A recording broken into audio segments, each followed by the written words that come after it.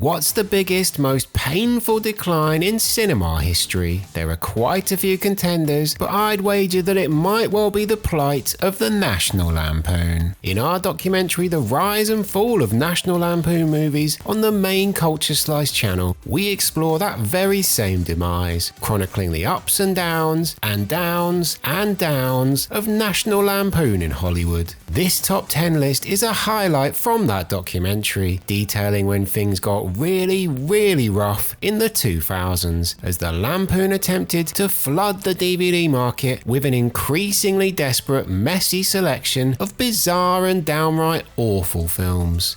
If you haven't seen that full documentary, I'll drop a link at the end of this one. In the meantime though, on with the chaos. So with the floodgates now well and truly open, what exactly flowed out with the brand's name attached? Well, today we're gonna count them down. The dirgiest of the dirge, the laziest of the lazy. That's right.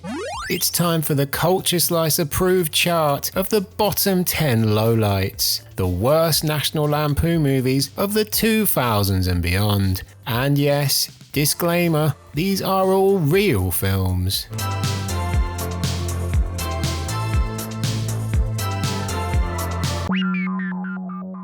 Number 10. In the 2000s, the Lampoon Company had the idea of adding presents rather than lampoons before the titles of films they were less than proud of, in an attempt to create some level of distance from the responsibility for the worst of the movies which carried their name. And the first film to be labelled with this branding was Daze, which somehow managed to make it to cinemas for a limited release in 2003. Featuring Tatiana Ali, Daniel Fishel, Topanga from Boy Meets World, and the Shermanator himself, Chris Owen. Daze was a charmless, filthy college comedy of errors. But the Lampoon must have been proud of its performance as, 3 years later, they reverted back to National Lampoons for its sequel. And that sequel is the film which makes it to number 10 on our list. Yes, it's Daze 2, College at Sea.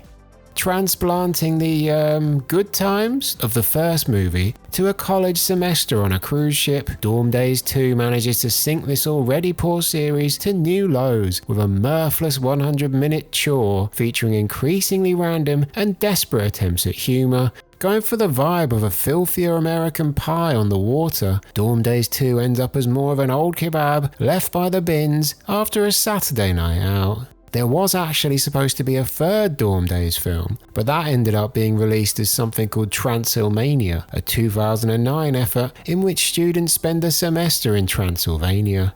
Transylmania isn't exactly a banger, but it does get small points for bothering to shoot the movie in Romania. Daze 2 made almost $1 million in DVD rentals in its first week on release though, so you know, who's laughing now? Not anybody who saw this movie. Number 9. Number 9 pains me. I really wanted this one to work. The parody concept was lazy, but it still had the potential for a few cheap laughs. In at number 9, it's The Legend of Awesomest Maximus, a National Lampoon Does 300 romp released in some quarters as 301. 301? Get it? Anyway. Will Sasso stars as Awesomest. The movie was made by Jeff Canoe, who directed Revenge of the Nerds in the 80s, and the cast is a pick and mix of recognisable TV and film faces, but the material is as stupid as you can get, and not in a good way. Originally set for a cinema release, Awesomest Maximus instead went straight to DVD. I would say that this terrible film was a letdown, but considering Canoe also directed National Lampoon's Adam and Eve a couple of years earlier, that shouldn't have been a surprise. Next. Number 8.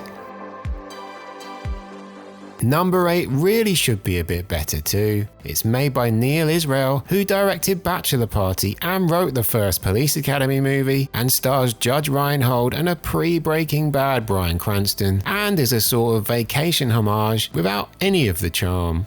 National Lampoon's Holiday Reunion is certainly no vacation for anyone, especially the viewer. Licking body parts and farting are the height of the wit demonstrated in this TV movie gone very wrong. Walter White deserved better. Number 7.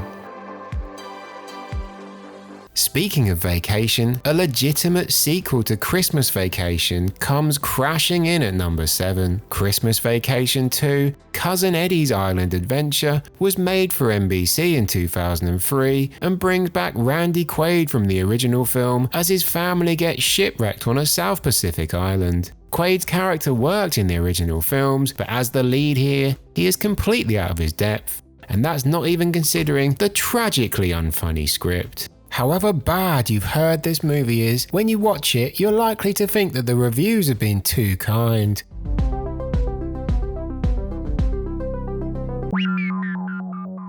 Number 6. Number 6 is a real collector's item. Did you know that Paris Hilton starred in a National Lampoon sorority comedy? Well, here it is, in all its glory. National Lampoon's Pledge This starts with a toilet exploding and doesn't get much better from there. This was a strange time in the Lampoon's history, an era where their name-adorned, cheaply made movies starring an increasingly random selection of recognizable faces. The same year Pledge This was released, John Bon Jovi starred as a lawyer financing a ladies' ice hockey team in Pucked. Yes, Pucked, not and Primus's Les Claypool made a Spinal Tap-style mockumentary called Electric Apricot: Quest for Festeroo. Neither a peak Lampoon, but they're both not as bad as Paris Hilton's effort. Released in 2006, Pledge This tells the story of Hilton's snobby sorority at Florida's South Beach University, as they are joined by a group of unconventional pledges. And hilarity does not ensue. I guess the flipping of the narrative to concentrate more on a female college experience is progress of some kind, but there's no denying that Pledge This fails as a movie on essentially every level. This could easily have charted in the top 3, but I have to admit that it did maintain a strange sense of intrigue as a time capsule of the very strange pop culture era of the mid-2000s. Number 5. Crashing in at number 5 is Ratko, the Dictator's son. The story of an Eastern European tyrant's son who goes to college in the US. A film so bad that even Batman Adam West's appearance as said dictator cannot save it. A post-Napoleon Dynamite Ephraim Ramirez plays the title character. It's directed by Steve Holland, who made Better Off Dead and One Crazy Summer in the 80s. It looks incredibly cheap, and the jokes are even cheaper. In 2007, the Lampoon announced that it would be returning to producing its own films for the first time in almost 2 decades. At that point, then Lampoon boss Daniel Lakin stated that the only way to take control of the brand was to make sure that ultimately we put it on projects that we are proud of. One of the first new Lampoon films to go into production was Ratko. Quite the statement of intent. I read a review that called it the B-movie Borat, and I think that might be doing it too much justice. Number 4. Number 4 on our chart is 2008's worryingly titled National Lampoon Presents Cattle Call, a movie in which 3 dudes create a fake casting opportunity to try to score chicks. I mean, the poster is enough to raise alarm bells, and as the plot escalates, things just get more and more disturbing. Not only does it come across as some sort of poorly made high school student film, but it's incredibly unlikable to go with it. I can abide by a lot in a lowbrow comedy, but above all it needs to be funny, and Cattle Call is not. Very not.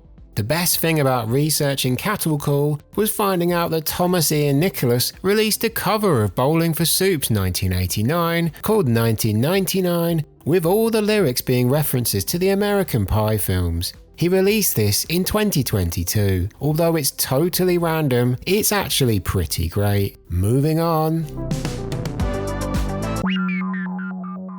Number 3. Top 3 time now, and the bronze medal goes to National Lampoon's Dirty Movie. a film in which a producer attempts to make a movie featuring the filthiest jokes ever told. There is a bizarre meta thing going on here, as this one is about the production of an awful film within an awful film. And there's also a sequel to this called Another Dirty Movie, so someone must have watched it. But I genuinely struggled to finish this one. It's so poorly made and dull that it feels like a parody of a terrible Lampoon movie. But this is real, sadly, although they are making a film within a film, so is it actually real? Where am I? Why is Cyndi Lauper in this movie? What is love, Hadaway? Medic? I think this has actually made me lose my mind. Number 2. Number 2 on the charts, but not number 2 in our hearts. National Lampoon's TV the Movie is quite possibly the maddest film I have ever seen. The concept is supposed to be a clever dissection of television in the 2000s and its impact on society, but the reality is a truly awful mixture of skits parodying shows and adverts. The cast list is also wild, with half of Jackass and Jay, without Silent Bob, and Judd Nelson, and the $6 Million Man Lee Majors. This heady mix of ingredients could potentially have churned out something, but the film we did get is essentially unwatchable. A fever dream of madness that leaves you questioning the meaning of existence itself. But probably not in the way the makers intended. Number 1. And at number 1, the worst of the worst in the eyes of Culture Slice, drumroll please, it's National Lampoon's Gold Diggers.